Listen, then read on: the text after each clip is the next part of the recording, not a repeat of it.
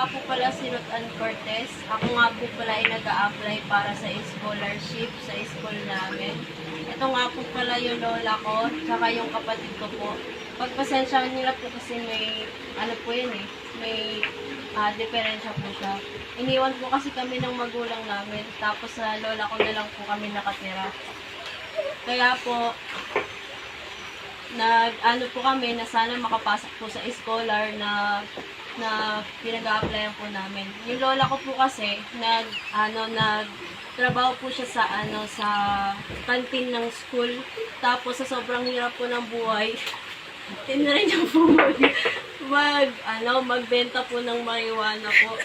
Tanga. Marijuana? Pag tumaingay, kilala niyo magpaniwala natin sila. Wow, yung ganda na ba?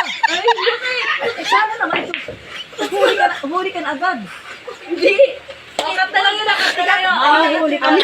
Sige, i-edit na lang namin. Parang nabuang marijuana, parang buong. Oo, itatanggalin na lang. Abi, bakit bibigyan ko? Ito mga parang hanap buhay mo. Ganda. Oo, sige, i-edit na lang natin eh. Ito sasabihin may nabaliw na yun. Maya ay, ano niyan, is yung ang tawag dito, interviewin kayo.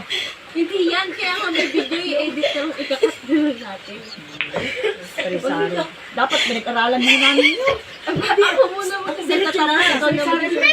Sabihin mo kung nagkakantin. Okay. Uy. Dito sa ano, Sa ano? Oo. Yung lola ko po, tinry niya pong magbenta sa kantin. At simula po namatay yung lolo ko, doon po siya nag-start magbenta sa kantin. At sa sobrang hirap po ng buhay, tinry niya pong mag-albularyo po. Albularyo.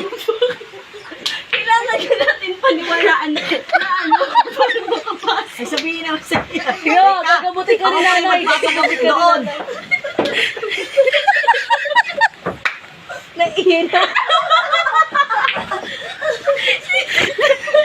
Nagpapulong na ako. May asin na nga ito dito. Naihi ka na? Sabihin mo albularyo.